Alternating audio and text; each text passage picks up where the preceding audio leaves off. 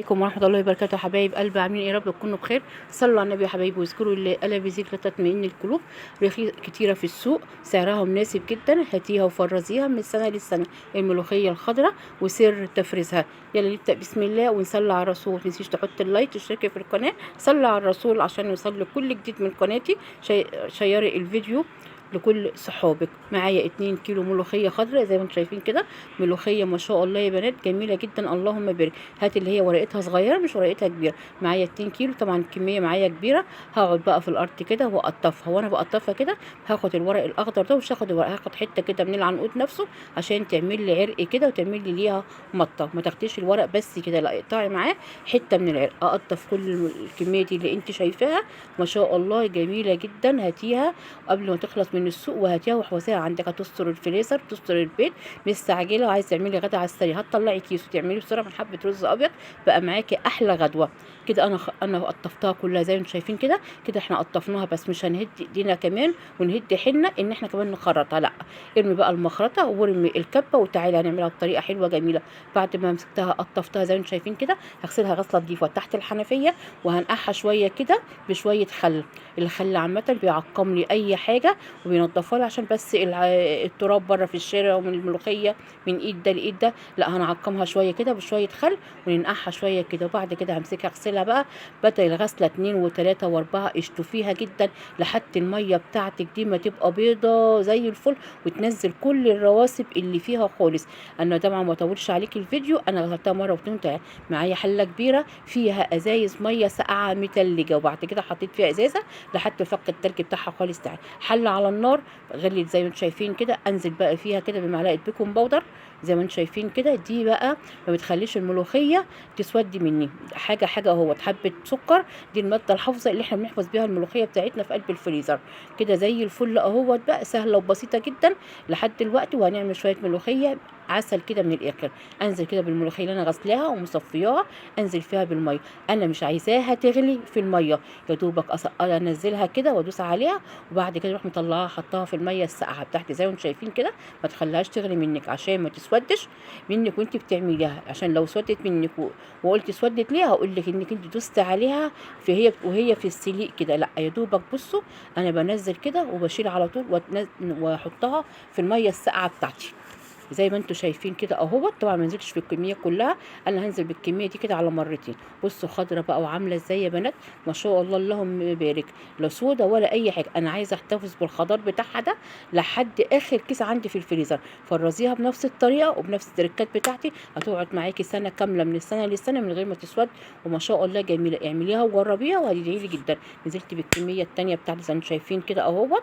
ابدا برضك انزل بقى كده. اول ما بنزل على طول يا دوبك اروح مطلعها تاني على طول واحطها في قلب الميه الساقعه وانشيلها من الميه الساقعه في قلب مصفى زي ما انتم شايفين كده. ما شاء الله بصوا يا بنات لونها عامل ازاي، محتفظه باللون بتاعها. ابدا بقى كده في مصفى وابدا اطلعها من الميه الساقعه واحطها في المصفى بتاعتي اهو زي ما انتم شايفين كده. بصوا كل مره الخضار بتاعها عامل ازاي، ولا اسودت مني ولا اي حاجه خالص نهائي. كده انا هنشيلها كلها اهوت من الميه الساقعه بتاعتي زي ما انتم شايفين كده. يلا بقى كده نبدا بسم الله ونجيب الخلاط بتاعنا ونحط بقى نص الكميه برضك زي ما انتم شايفين كده في قلب الخلاط. هنا بقى ممكن تزودي ميه ساقعه، لا انا هزودها بقى هنا تركايه حلوه قوي قوي قوي. معايا كده مج شوربه. الشوربه دي يا بنات شوربه لحمه، واحلى حاجه في الملوخيه اللي هتعمل شوربه اللحمه. هنزل بيها بنص المج بتاعي عشان اقدر الف بيها في الخلاط عشان ما تبقاش تقيله قوي على الخلاط، وفي نفس الوقت بتخليها طعمها لي جميله جدا. بدل ما اضربها وازودها ميه، لا انا زودتها شوربه لحمه. وابدا بقى اضرب زي ما انتم شايفين كده، مش ضرب كامل، ضرب متقطع. يعني اشغل وافصل اشغل وافصل، وانت كده كده بتشوف القوام بتاعك عامل ازاي. جربيها بنفس التريكات، تحفه وجميله. حطيت اللايك ولا لسه؟ تنسيش تحط اللايك، تشتركي في القناه عشان اوصل كل جديد منكم. تصلي على النبي يا حبايبي كده واذكري الله الا بذكر تطمئن القلوب. انا بصوا بعد ما ضربتها شفتها لقيتها ناقصه كمان ضربه بسيطه خالص. انا كده عينك اللي بتقدر تحكم على القوام اللي معاكي بتاع الملوخيه. خلي القوام بتاعها تقيل كده وليها عرق ما شاء الله. بصوا الجمال يا بنات بقى، وبصوا بقى اللون بتاعها. بصوا القوام هو ده كأنها معمولة بالظبط بالمخرطة، وأحلى وأنضف وأسهل كمان. بصوا ما شاء الله، وخضرة يا بنات ازاي، اللهم بارك. عسل نحل طبعا، الكمية دي كلها ما شاء الله بيتعمل على كذا مرة، مش مرة واحدة، انك انت تاخديها وتحطيها في الشوربة. طبعا انا خدت الكمية التانية اهوت زي ما انتم شايفين كلها اهو. ونفس ما عملت في الاول هعمل في التاني. انا قربت لكم بقى كده البوله بتاعتي، بصوا القوام بتاعها عامل ازاي، وبصوا الخضار بتاعها عامل ازاي. طبعا حبه الشوربه اللي باقيين في المج التاني هنزل بيهم اهوت، وهبدا برضك اضرب نفس النظام. ما تحطلهاش بقى هنا بقى ولا سكر ولا كربونات، احنا حطينا في اول مره، ما نحطش تاني مره بقى. يعني حطينا في الميه، ما نحطش بقى في قلب الخلاط. وطبعا لما تحبي تضربيها يعني يا ريت تزوديها بشويه شوربه، ما عندكيش شوربه زوديها بشويه ميه ساقعه متلجه كده. بصوا انا بضربها اهوت بردك ضربه بسيطه كده. بصوا انا خلصتها، ايه رايكم في الجمال؟ بصوا القوام بتاعها يا بنات، اللهم بارك. طبعا البوله دي تتعمل، انا عملتها في كيسين ونص، عايزه تحطيها في اكياس صغيره مفيش مشاكل اهو. بصوا القوام بتاعها، وبصوا الخضار بتاعها عامله ازاي، بجد جميله يا بنات. تقعد معاكي للسنه للسنه، احلى ما تجيبيها جاهزه بقى، ولا تقولي بسمه ولا نسمه ولا الحاجات اللي انتوا بتجيبوها المجمدات من السوبر ماركت ديت ولا من الهايبر. لا انا اعملها في البيت، واحلى وانضف، تبقى متواجده عندك على طول. انا جبت الاكياس بتاعتي اهوت، وابدا بقى ايه احط فيه. انا طبعا احط ايه كتير قوي في الكيس ماشي، وهيتعمل معايا على مرتين. طبعا بتبقى سهله جدا ان انا بغلي الشوربه بكسرها وبنزل بيها على طول. فرديها في قلب الكيس كده اهو، طلع الهواء من الكيس اهو، واربط الكيس من فوق خالص اهو زي ما انتم شايفين كده، وابدا ابططها كده واسويها عشان لما اطلعها تبقى عامله زي الازاز، تتكسر كده معايا على طول في قلب الحله بتاعه الشوربه بتاعتي. بصوا اهي انا عملتها كده، بططيها بقى كده، طلع الهواء منها وبططيها تبقى معاكي زي الفل.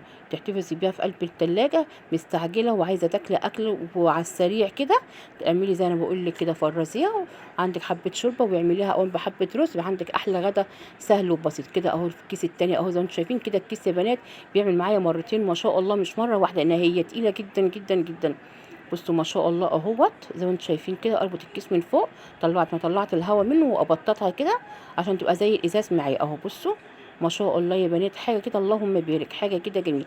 تعالوا بقى ايه نختبرها زي ما متعوده معاكم، اعمل ايه الحاجه واختبرها. معايا حله برضك فيها شويه شوربه برضك بتوع اللحمه، طبعا مش هحط سكر ولا احط كربونات، لان هي كده كده فيها.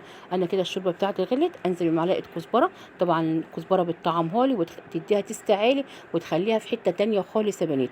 كده الشوربه غلت معايا اهوت، انزل بقى معايا كده بصوا بكبشتين اتنين ما شاء الله كده يا بنات، القوام بتاعها جميل جدا. بصوا اهوت زي ما انتم شايفين، نزلت بالملوخيه بتاعتي كده والمضرب السلك بتاعي، وافضل بقى افكها كده من بعضها. قلبي بمضرب السلك مش بمعلقه، بيفكها كده على السريع. بصوا خضره وعامله ازاي، اللهم بارك. وريحتها يا بنات تحفه، حاجه كده عسل. جربيها هتدعي لي، كتيره جدا في السوق وسعرها حلو ومناسب، وهاتيها قبل ما تخلص وفرزيها. بصوا ما شاء الله، ايه رايكم في الجمال ده؟ حاجه كده اللهم بارك، احسن بجد حقيقي. يعني ما تجيبيها على طول كده اهوت من الفريزر من السوبر ماركت وبتعمليها ما بتبقاش حلوه. جربيها بطريقتي هتعجبك جدا. تهدي بقى بوله كده على النار، احط فيها معلقه سمنه حلوه كده كبيره. انا نقلت الحله بتاعتي اهوت وبتغلي ووطيت عليها، وانزل بقى كده بمعلقه توم في قلب البوله في قلب الطاسه بتاعتي، واشوح لها بقى كده معلقه توم كده اهوت. الطشه بتاعتها بتبقى بجد جميله وريحتها تحفه يا بنات. وانا بحمرها بقى كده اهوت، احط معلقه كزبره كمان في قلب التحمير زي ما انتم شايفين كده اهو. حاجه كده عسل اللهم بارك. حمرتها وانزل بيها كده بالطشه، ايه رايكم؟ شويه ملوخيه احلى من صبح كابر كمان، حاجه كده عسل اللهم بارك. ربنا يحسن بين ايدينا جميعا. كده كان فيديو بتاعي النهارده بسيط، يا رب يكون عجبكم. لايك وشير للقناه عشان يوصل كل جديد من قناتي. تعالوا بقى نقدمها كده، بصوا بقى خضرة والقوام بتاعها عامل ازاي، حاجة كده عظمة اللهم بارك. كان معايا مخلل بتنجان مخلل كمان. ده كان فيديو بسيط من مطبخي. لايك وشير للقناة عشان يوصل كل جديد. اسيبكم في حفظ الرحمن. سلام.